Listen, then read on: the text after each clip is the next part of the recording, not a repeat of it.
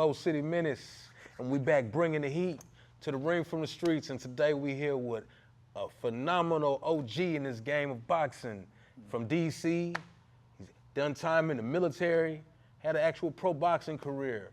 One of the most unique and outstanding coaches of current time. My big homie, Coach Ron Sims. All right, thanks a What's lot. up, Coach? All is good, all is good. All is good, man. How you feeling? You all right? I'm pretty good, most. Man, just for those who may not know, man, give us some background of growing up in DC, man, real quick. Growing up in DC, actually I'm born in Phoenix, Arizona. Phoenix. Okay, my father was in the military. He's from Washington D.C. And I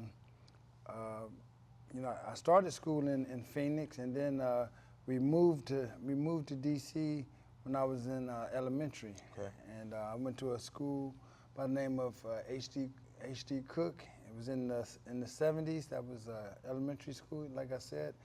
And it was city life, going on in D.C. around that time. Were you into sports as a young kid? As a young kid, we would, do what all young kids do: go to the park, play football, and go to the corner, play basketball, things like that. And I didn't get into sports until I reached high school. Okay. And what sport was that you? I ran track and field. Okay. What did you run? I ran the 400. Okay. So you had some speed. No, not really. I ran because my uncles. I had two uncles. Edward Sims and Norman Sims. They went to college, and they were world class 400 sprinters. So you say, speaking of college, you went to the military, right? Yes, I went to the military. What made it your choice to leave high school and go that direction as opposed to the traditional route that people normally do? Well, actually, I did go to college before I went to the military. Off of a track scholarship. So you had a track scholarship to go to what school? I went to Mount Union.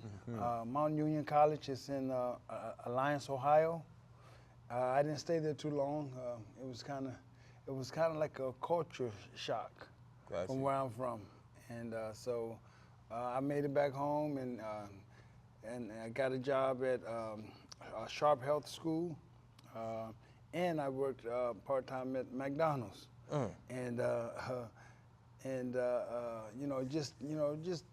Daily wondering what I'm going to do. And my grandfather had told me I'm joining the military, and I was like, at that time I was like, no way, I ain't joining no military. Yeah. But things were just so disturbing to me in D.C. Like what was so disturbing? Drugs. Drug epidemics. Yeah, drugs. It was just so chaotic to me. Yeah. And I was like, man, I got to get out of here. So was the military that move? And the military was that What move. branch of the military? I went to the Air Force. The Air Force. Yes, I heard you got to be quite intelligent to do that. Is that true? I really don't know. That's what they say, but I don't know. I mean, I went for the Air Force and took the ASVAB test, and they said that I qualified for the Air Force, and they had a certain amount of jobs that you're qualified for. I told them, at first they wanted me to be a fireman. I didn't have any interest in being a fireman. You're not trying to fight fires? No, I wasn't trying to fight fires. Then they told me I was going to be a police officer. I didn't want to do that either. I didn't want to be a police either. But I went in as a police. Gotcha. Where did you find boxing in the Air Force, or was it in the Air Force? It was in the Air Force. It was in the Air Force. I got stationed to a place called Grand Forks, North Dakota. I had never heard of that place in my life. Grand Forks? Grand Forks. Okay. North Dakota. And so they sent me there after I went to basic and went to tech school to learn my job. They sent me to Grand Forks, North Dakota, and I would go to the gym, go play basketball, and I saw a poster on the wall for sports. They had all types of Olympic sports, and I saw boxing, and I was like, oh man, I could box. Okay. So I went to the. There was a problem somewhere coming up. Yeah, it's a problem because the guy told me I had to write a resume to go out for the team. Yeah. So I was like, okay, I got to write a resume. I never boxed before. Yeah, so it's time to get creative. So I'm like, I'm like, okay, but I need to go. I need to get there because this is what I really want to do. So I had to I said, hey, I had 7 fights with 7 knockouts. Not knowing that in amateurs there was no such thing as knockouts. There was no such thing as knockouts. But you know what? They accepted me. Because you was that good on paper. They accepted me. So I go to camp, and man, I made sure when I was in camp, I was in the bed at 8 o'clock every night, you know, because I really wanted this, you know. Yeah. And, you know, when you're young, you know, you see your peers and stuff, they want to go out to the clubs and all that stuff like that. When does professional boxing become a thing for you? Okay. I mean, as a coach or as a fighter, but how do you cross that bridge? Because you already said you're not looking to be a pro fighter. Yeah, I wasn't looking to be a pro, but I had got in a situation where I needed money. Gotcha. And I needed to get a lawyer. Oh. And I remember this guy in Virginia when I was stationed at Langley Air Force Base. I remember him trying to get me to turn pro for the longest time. And I told him I'm not turning pro. I'm not turning pro. He was like, "Man, but you need to." So then one day he asked me. He said, "Hey, what if you really needed some money? Would you fight pro?" I said, "Of course I would if I needed money." Yeah. That time came. You need some money. And then I came back. I needed money for a lawyer, and so I started back boxing. But you didn't just have one fight. You had, 11 fights, I had 11 fights. Yeah, so, I mean, it had to be something that kept you in there, right? Well, when you win, when you win and you stopping people, it's like, okay, and then they're giving you money, it's like, okay, all right, this ain't too bad. Ain't that bad. Yeah, and then plus, I got to a point where I start feeling, and it's not a good thing, I start feeling invincible. How do you feel like that? Because I would go into the gym and spar people and do whatever I wanted to do. They play with them, act like I'm playing basketball. I say, hey, watch this. And I go, boom, and catch me for a hook. They was calling you and one wrong. Doing stuff. I could do. When I start doing stuff like that, then I was like, man, I could fight Roy Jones. I'm ready for Roy Jones. But that's the way that I start thinking of myself. Hey man, I'm good. Is it you that gave yourself your nickname? No, it was I think. Which is H-Bomb.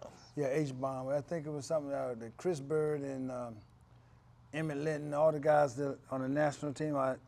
What's the underlying story of that? That's a heavy nickname. H-Bomb is in amateur boxing back then, you didn't have knockouts. Correct. What we had was what you call RSCH. Referee stopped contest due to head blow. Yeah. So they that H they gave me. H-Bomb. Got you. Got you. So the H-Bomb was live and well as a professional. Yeah. I kept that. I kept that name. Yeah. You finished your career as a professional on a 4 knockout streak. Yeah, 4 knockouts in a row. I did? Yeah, you did. I'm just letting you know you did. Okay, I didn't know that. I know I had 8 total. What caused you to call it in the pro boxing career? Oh, what caused me to call it on the pro boxing? Because I got injured. Got you. My hand. My last fight, I was fighting this guy that Tony Ayala Sr. was training. And he had been training for a while, but Tony, Mr. Ayala had told me that, hey, he's been training this guy and he's got to get some money from this guy, so he's matched him against me. So I'm listening to him, but, really he's trying to get this guy to upset me, basically. And so when it's time for me to go get my gloves, I go get my gloves. As I walk away, I say, oh man, these are 8 ounces. I said, no, I took it back. I said, no, I'm supposed to fight in 10 ounces. And he said, that's all we got. So he gave me the 8 ounce. I'm like, oh man, I'm gonna kill somebody in these. Yeah. I'm thinking, oh man, because I hit hard. You hit hard when you Yeah. playing. So Yeah, I hit hard when I got 10 ounces. So I was 8 ounces, you know. And so, but I know the other guy got 8 ounces too. Yep. So he's trying to help. Trying to hurt you too? Yeah, he's trying to get me. So, but as a matter of fact, you know, this guy was pretty good. He could move both ways equally.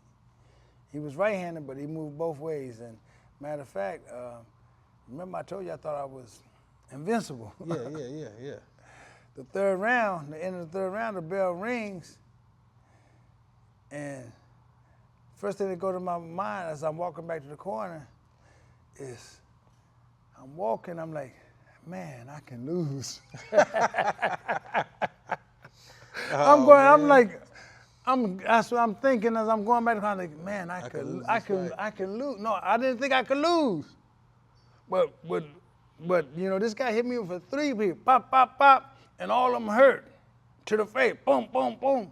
And the bell said ding, and I'm walking back to the corner, and I'm like, dang, I can lose. I'm coming to realization that I can lose. I thought I was invincible, you know, because I'm in shape, man. I'm like, man, I can. So I go back to the corner, and my coach is telling me, you know, I need to knock this guy out. But I'm like, okay. I'm going back, using my senses, and I'm like, okay, this guy's right-handed, but he can move both ways very well, but he's right-handed. So I'm going to let him go right. He cannot go left. I'm going to let him go, okay, he can move both ways, he can punch both ways. I'm going to cut the options down. Yeah. I'm not going to give him where he can go, because that's how I'm running into stuff, because he's moving different ways, and I'm coming, and I'm getting pieced up. Gotcha. So I had to go back in my corner, and I had to think. I said, okay, I'm just gonna be patient. I'm gonna move this way, and just be patient. 6th round, I finally catch him. Boom. And he I don't know if he goes down or if he gets an 8 count. But I'm like, okay, I gotta be patient. I gotta be patient. Yeah. Okay. This is my first 10-round fight. So we get to the 10th round, and I catch him again in the 10th round. Boom. The referee said, stop. And as the referee is telling, you know, like kind of pushing me back, I said, oh, it's over. I told the referee, I said, it's over. Yeah. So he gave me an 8 count. And when he says box, I stepped to the guy, throw an uppercut, boom, I throw a hook, boom, catching the referee steps in and stops the fight. Yep. And then the guy he punches the referee for stopping the fight. But the fight is over. They take my glove off, and it's like you know, like the plastic gloves they have. If you have you got water in it. Yes. It was like. Yeah, that's swollen. And the thing about it, after my fight, I had to go to work. I had a 12-hour shift. So, but I'm like, okay. So I'm like this, and I go like this. I move my finger. I said, okay, if I move my finger, I heard someone before, if you can move your finger, it's not broke. Yeah. Okay, so I go to work, and 3 days, I go to work. The final day, my supervisor comes and said, hey man, you need to go to the hospital. Your hand is broke. I said, no, it's not broke. I said, I can move my finger. He said, man, you can't. He said, if you had to pull your trigger, you couldn't do it. So I said, yeah. He said, clear your weapon out. So I cleared my weapon, and I get it, and I pull it with my middle finger. Boom. He said, nah, man, go to the hospital. So I went to the hospital. They did an X-ray. Man, this bone right here was separated like this. He walking around, but it's fine. Yeah, because I don't know why, but I've heard that if you can move. I heard that with toes. But it's not true. No, it's not. Because this was like totally disconnected. It was totally disconnected like this. Totally disconnected. Man. So then they told me, well, in 6 months, you know, it'll be good. So I said, I'm waiting for the 6 months. I'm the type of person, I take things literally. If you tell me something, if you say I'm gonna be there at 3 o'clock, I'm expecting you to here at 3 o'clock. I ain't expecting you at no 3:15. If you say you're gonna do something, I take you literally. Yeah. That's just how I am. I mean, I take you literally. So if you say something, I'm going by what you say. I'm not guessing. I'm not a good guesser. Okay, if you're trying to give me a hint, Don't give me a hint, because I'm not going to get the hint. Could you guess that was going to be your last fight? No, I thought I was going to come back in 6 months. So guess what? In 6 months, I went to the gym. Put my gloves on. I hit the bag, and it hurt so bad. I was like, I'm done. Yeah. That's when I said, I'm done. There's a attribute about you and your career, a resume that I marvel at. How did you get to India, for those that don't know? Because, I mean, that's a big deal. Oh, India? Yeah. Okay. As the coach. Okay. We have this guy by the name of Bashir Abdullah, great coach, 4-time Olympic coach for the USA. Gotcha. Okay, he's in San Diego. He just opened up his gym in San Diego right now. Nice gym. But we used to go on trips together, you know, like we go on USA boxing trips. We did the World Series of Boxing. He asked me to be his assistant there. He had asked me to be one of his assistants on the Olympic team in 2000. You know, I wasn't an assistant that went to the Olympics, but I was assistant in his training camp for you know, Andre Ward, and I was his assistant. Okay. So we would, you know, sometimes we would room together and we'd talk about things. Okay, how we can make boxing better here in the United States, how we can make it better. We need to have like a school, and you know, where we can teach the fundamentals and all that stuff. Gotcha. So we would. So I guess they reached out for him. They wanted to hire him as a coach, but he couldn't. He called me and told me he couldn't take it. But he told me, I got the perfect guy for you guys. And it was you. So he, you know, he called me, and I was working for the government. I had a government job in Quantico, Virginia, and he told me, hey, remember we had this talk and all that? Hey, they got this thing, they gonna build it from ground up. He said, you know, I told him that you're the perfect guy. I said, yeah, give him my number. So specifically, who is it? I mean, is it India as a No, whole? I mean, no, it was, it's, okay, in India, their boxing structure is different from the way we do it. Okay. Okay, their Olympic and athletic structure, they get athletic achievement in order to get a good placement government with jobs. Gotcha. Government jobs. Gotcha. You know, that's what they do. So Gotcha. hey, to get jobs, and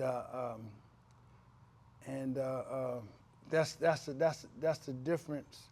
So they have a company that was a steel company. They're $16 billion. They worth $16 billion. They make steel. They even have a place down here in Houston. Wow. Called JSW, Jindal Steelworks. Gotcha. And so the son of the guy that started it, he always he likes sports. And he's like, man, India never gets a medal in the Olympics. So I want to help India get a medal in the Olympics. So they decided to build a big sports complex. They built a huge sports complex on their property, on where the steel mills are, and they brought in foreign coaches for 5 different sports: judo, wrestling, track and field, swimming, and boxing. And so they hired me as the boxing coach. And what made me go is that the guy told me, hey, you got a blank piece of paper. You build it how you want it. And that's like, okay, I quit my government job. I'm gone. I'm working on a retirement, but for my second retirement. But I'm like, man, I'm doing this. Is what I want to do. It's an opportunity. Exactly. Hey, I get to do what I want to do. Gotcha. You know. And, you know, I got to clock in, and sometimes I'm not feeling like going. And I'm the type of person, hey, if I don't want to go to work, I'm not the type of person I don't want to call and say, hey, man, I'm sick. Use my sick day. To me, that just doesn't seem right, you know. Agree. So, but I'm like, okay, I want to do what I want to do. And so they gave me that freedom, and I went there, and I said, okay, they introduced me to some athletes they already had. And I told them, okay, I don't really want the older athletes because they already have their established ways of how they are. So I want to go out there and get some young kids. Scratch, yeah.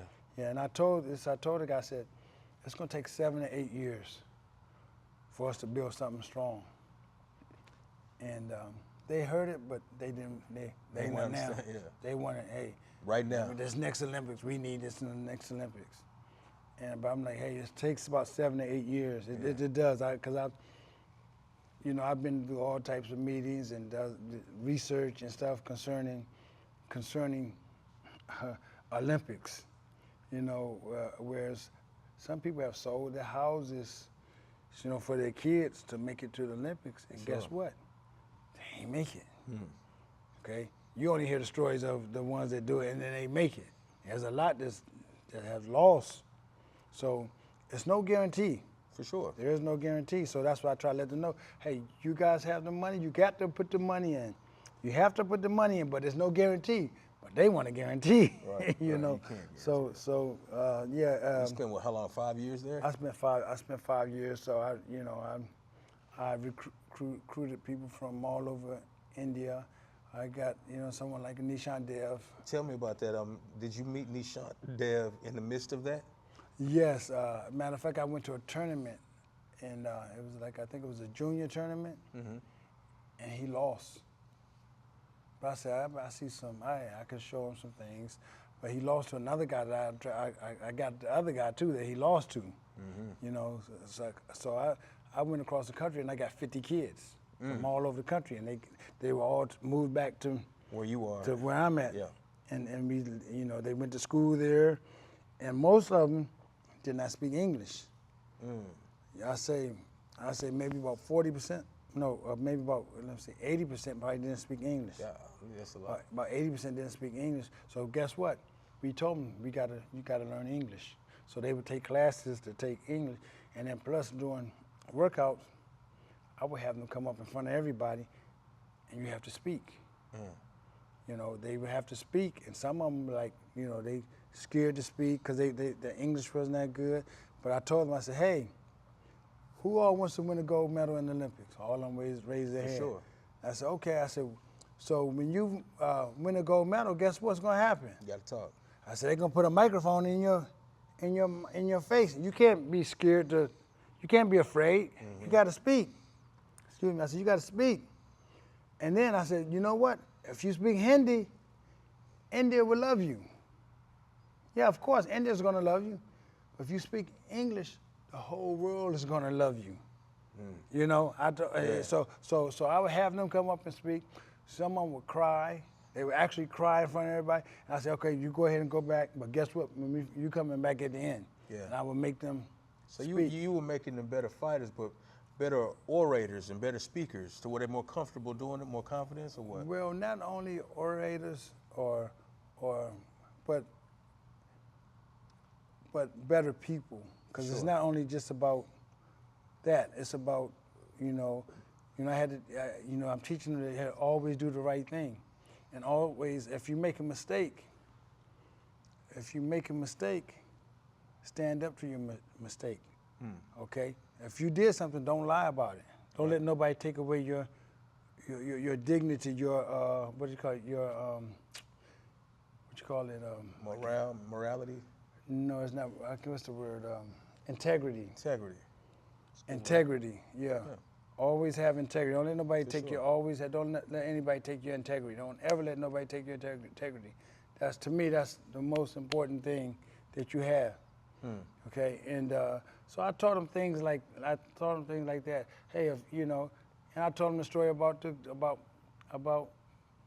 me and asking my mother for a cookie. My mother's on the bed upstairs, taking a nap, and I go upstairs. I go upstairs. I ask my mom, "Hey, Mom, can I have a cookie?" She says no. Okay. So I go back downstairs. Okay, she's upstairs. So I climb up on the counter, grab a cookie jar. Cookie jar slips and falls and breaks. I start crying. I'm in trouble because she told me no, I broke the cookie jar. But guess what? I'm still here. So yeah, we're gonna make mistakes where we think but guess what? Yeah. Stand up for your mistake. Right. It's gonna be okay. Hopefully you learn from it, but don't lie. That's a fact. So that's some of the things that let me say one more thing real quick, because one girl, Manisha Moan. She couldn't speak any English. And about like a year and a half later, she's at the World Championships in India. She upset the #1 girl in the world. Then 2 days later, she upsets the #3 girl in the world. So they got her on the stage with the Indian coach, the head coach of the Indian team. And they asked him a question and asked him to translate to her. And when they handed the mic, she said, no, I can answer myself. And I tell you, man, I'm like, Feel good about that oh, one. no, I mean, I had almost tears came out my eyes, man. I'm like, oh my God, this girl cannot speak a word of English. And now all the kids that I spoke to about that, they witnessed that. Yeah. You know, so that was like, that's the type of stuff that, you know, make you, you know what I'm saying? Makes it worthwhile. Well, let me ask you this, because anybody that's seen you, we've seen you everywhere. We've seen you on Matchroom, we see you on Top Rank, because we've seen you everywhere. One place I've always seen you at is in the corner of one Shakur Stevenson. Shakur? Yeah. How did you originate your relationship with working with such an immensely talented dude? Okay, you know, I was at a gym in Virginia, Alexandria, Virginia, ALX, that was the name of the gym, helping out with Dennis Porter. He was a head coach, Kay Karoma. And so I was helping out with them. As a matter of fact, Oceanique Foster had a cousin. He said he was his cousin. They came there, and I knew his cousin as I was coaching the national team. He was like #3 in the country, and I think it was Facebook page. I was at work. I was looking through some Facebook, and I said, "Hey man, you in my head, you in my part of the world." He from Texas, but so I said, "Where you at?" So he said, "Hey, he's at this gym." I said, "Okay, I'm gonna come by the gym." So I came by the gym. I talked to him, and then you know, he's practiced, and I'm about to leave, and then Kay Karoma says, "Hey man, why don't you come back tomorrow?" I said, "Cool, I'll come back tomorrow." So I came back the next day. Then he said, "Hey, why don't you come back tomorrow?" I came back the next day. I didn't know who Kay was, but he kind of knew who I was because You've been around. I've been around. One day, Kay asked me to pick this boxer up from Union Station train station. He had just come from Bulgaria. Bulgaria. And he had just had 6 fights, won the World Championships, World Junior Championships. So he had went to New Jersey, flew all the way from Bulgaria to New Jersey. Next day, caught a train, came down to Virginia, DC. I picked him up at Union Station, took him to the gym to go lose some weight, and then he registered to go fight. And that day he fought in the Golden Gloves. And I'm like, this kid is crazy. You know, 'cause I was on the national team. I know, like, when we go overseas and we fight, guess what? We taking a break. He burnt out. Yeah. We taking a break. This dude went over there, had 6 fights, and won the whole thing. Matter of fact, they gave him Boxer of the Year award, Boxer of the Year. Then he catch the train. I pick him up, go work out a little bit, lose some weight. Now I'm be going to fight again. I'm like, this ain't normal. So he start training with us, you know. So I'm like, wow, this kid is something else. And then the thing about the kid, okay, you tell him to run, he's just gonna run. That's the type of, he's gonna run. I don't care how far, he's gonna run. But guess what? He gotta come in first. Yeah. I don't care how, he coming in first. And I'm like, this kid, okay, he don't like losing at nothing. Gotcha.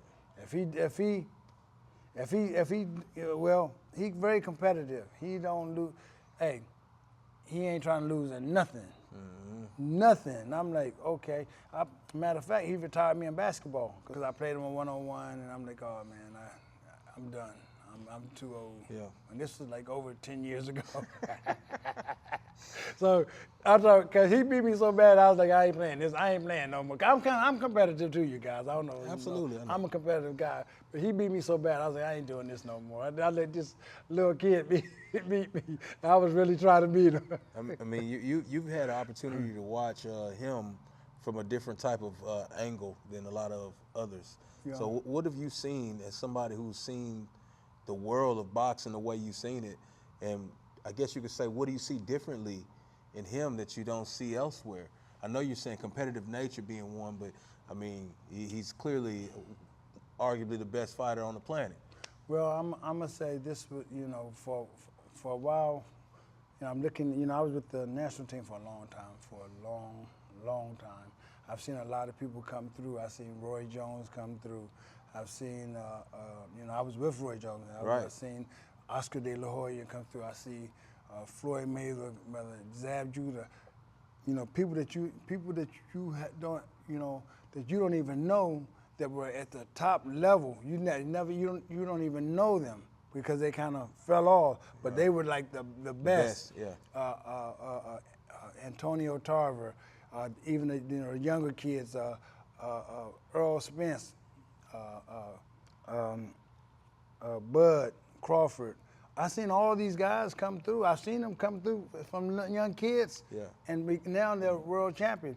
Okay, now, see, I was around these kids when they was like 18. When they was 18, and you know, Andre Ward to me is the most disciplined. When I say discipline, it's like this.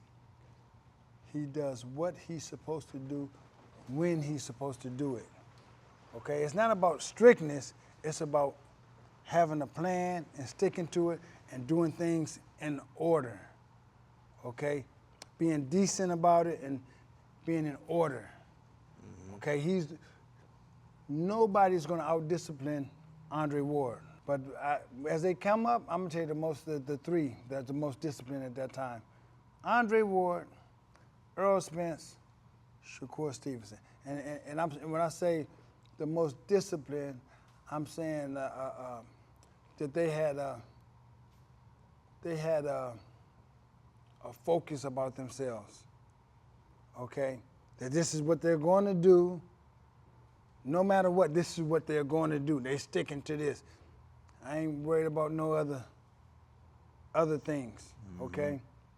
Now, you know, after they did other things, you know, now some of them probably let the guard. They're not the same. They're not the same as they were when they were 18. Not the same focus. Yes, Shakur, and I think Shakur learned some things too, because I think when Shakur made the Olympic team, this is my opinion. I haven't talked to him about this, but I think when Shakur made the Olympic team, because they wanted Shakur so much. Guess what? When you're at the top, sometimes they let you do what you want to do. Oh. Or you can have the day off. Gotcha. And you can do this, because you're the best guy. You're the one, yeah. I think that they did this, and then when they do it to you, you think, oh, they like me. No, but really they're hurting giving you enough rope. Yeah, they're hurting you. Yeah. They're hurting you, okay? And I think that's what happened when he lost in the Olympics, because guess what? He was better than that guy, but guess what? He had just moved up in weight, not no more than 9 months earlier. He moved up in weight. 9 months earlier, he moved from 119 to 125, I believe. Okay, but then come Olympic time, he's having problem making weight because they wasn't on him. That's my thought. I don't know if that's true or not, but I'm thinking, hey, that's the way you saw it. That's the way that I was not there. Yeah. Okay, but I do know he had problems making weight after every fight. Okay, he had to go in the sauna.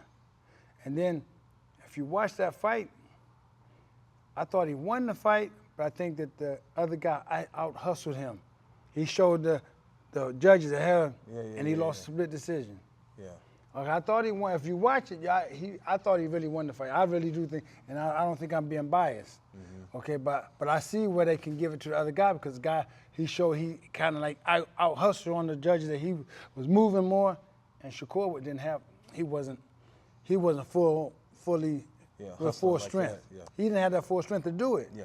Because he had to do it 5 times back to back, making that weight. Yeah. But I think he learned from that. Mm-hmm. You know, I think he learned from it. When you look at that, what you just described, and then look at what we just saw against Teofimo, what do you think has happened from that Shakur to this current day Shakur? How can you, in an overall view, what can you say he's done to become that?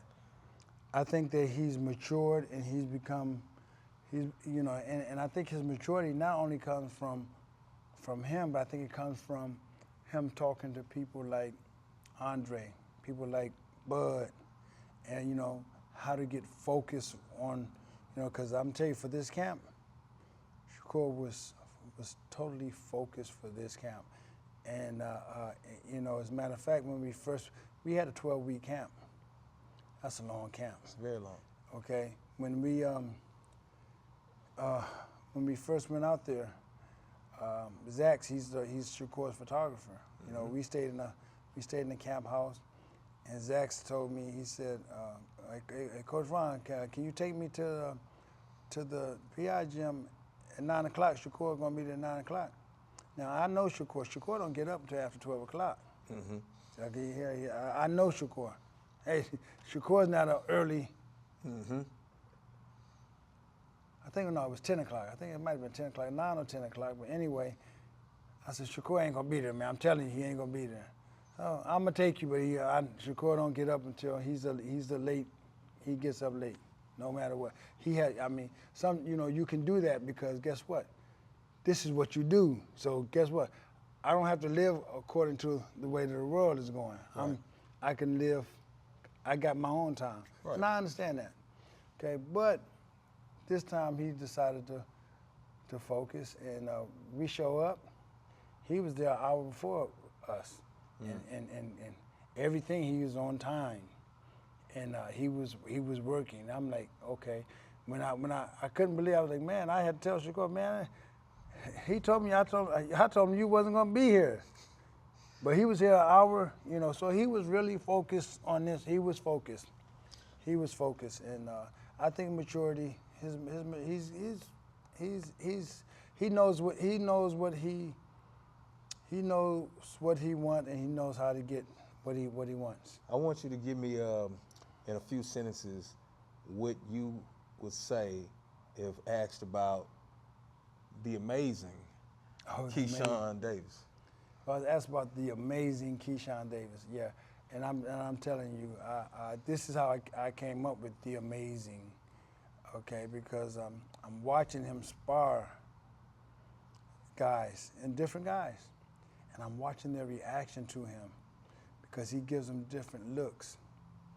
He'll give them a look here, he'll give them a look here, okay, he'll give them a look here, okay,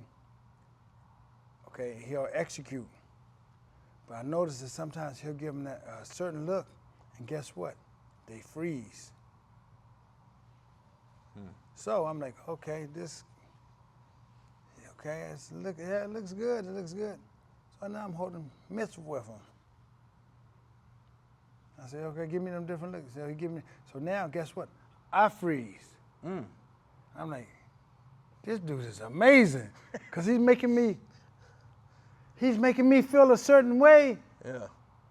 So I'm like, this dude, it's amazing because I've never, somebody do something and I don't know what the next action is gonna be. So I'm like stuck almost. Yeah. You know what I'm saying? Yeah. So that's what made me, say, oh man, I'm gonna call you the amazing Keyshawn.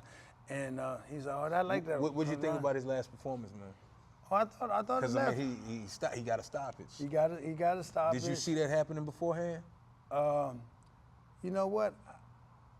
I'm not the type of person that says that somebody's going to stop somebody or anything like that. But I did see that I don't care who you are, it's going to be difficult to beat the amazing Keyshawn Davis. Seriously. For sure. I'm telling you, because he's strong. As a matter of fact, the night that he fought,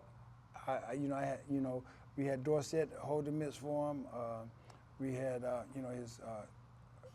coaches held. We would switch up. I held the mitts for him, and this dude threw a hook, and I had to stop. And that's it. Cause I don't care who you get, the dude. This guy is stronger than what you think he is, or even how it looks. He's so. But I knew he was going to win because we had the game plan. We had the game plan because we studied the guy. We had the game plan. We know what we had to do. So there was a point where I guess you were asked to be a part of Keyshawn's situation. How did that happen? Okay, I think I was. Yeah, we was in training camp with Shakur. Mm-hmm. And yeah, Keyshawn gave me a call, and he said, "Hey, Coach Ron, I was wondering if you'd like to be a part of my team." I said, "Of course." Yeah, I said, "Of course." I said, "You got one thing. I got a guy by the name of Nishant Dev, and plus I'm working with Shakur." And he says, "Of course, I can see that." I can see that. So I was like, "Yeah, anything that I can do, man. I would love to be a part of your team." And I felt good, but for some reason, a lot of things that happens. For some reason, a little bird is telling me in my ear that Shakur has something to do with this. I just every time that when something like this with boxing happens, I think Shakur is Shakur is. He's boxing. I'm telling you, y'all just don't understand. When I say he's boxing, he's like he lives boxing. Today, he's not even don't have no fight or nothing. He's off. This dude in the gym training today. I'm like, what is this? This dude is in his blood. Yeah. But he looks. I think Shakur appreciates me. He shows me he appreciates me. He tells me he appreciates me, and he cares about some boxers. So I know he'll, like situation like with Troy, he'll tell Troy, hey, you need Ron, or he's okay. He knows how I think about boxing. So I think this is what the thing that comes. The little bird tells me in my ear. It's not a bird for real. It's not nobody telling me, but it's just a feeling that hey, I know Shakur is behind this because Shakur, I think he believes in me, and he thinks okay, this is a good move. It's a good move, to have Ron. Ron is the person that you need in your corner. Yeah. And I appreciate that. I appreciate that with all my heart, and I appreciate those guys that listen to him and allow me to be a part of it. It makes me feel this is what I love to do. It's my freedom. Tell me what the ceiling looks like for Nishant Dev. How high, how great can he become? I think that Nishant Dev, he can definitely become a world champion. He can definitely become a world champion. Just got to do the proper things and be focused. Be focused on the task at hand. Don't worry about the outside and what people on the outside. Just take care of what you need to take care on the inside and in the ring, and your training and your body, the way you eat, your weight. He can definitely become a world champion because he's not your normal boxer. Okay, when I say he's not your normal boxer, he's not a brawler, but he can punch. Right. He's not a pure boxer that just boxes, but he can box. He's got good leg movement, or his angles are different. He's a southpaw. He can do just about everything. He can step right and throw left. He can step left and throw right. Okay, he can do what we call, he can bump. He can skip. These are things that people are not using anymore. That we used to use, but that used to be used in old school boxing, skipping and bumping, and you know, getting, you know, certain angles, you know, disappearing. Okay, you're right in front of you. Next you know, he throws, and next you know, you don't see him anymore. You know, these are things that he's starting to get good at. You know, and you know, he's got one side, but once he gets to the other side where he can disappear on the other side, that's when people are gonna really be in trouble. But yeah, I don't think he has a ceiling. He doesn't have a ceiling, so he can just, you know, keep working and you know, be, you know, Floyd Mayweather is his. That's who he likes the most, Floyd Mayweather. Yeah. That's who he wants to be like, Floyd Mayweather. Yeah. So I gotta introduce him to Floyd one day. So I'm gonna ask you about one more person. Since we are in Jay Prince Boxing Gym, what can you tell me about Jay Prince as the man that you've worked with for however long? Okay, actually, could you say I work with Jay? I don't know if you can say you can say that We in his gym. Yeah, I'm. You know what? I'm in this gym. You know, I talked to Shakur, and it's funny because I had talked to him about, because at one time they told me the FA was, you know, looking to. I was like, hell, I like FA. Hey, can I get a chance to work with FA? Talked to Jay, and Jay was like, yeah, sure. And Antonio.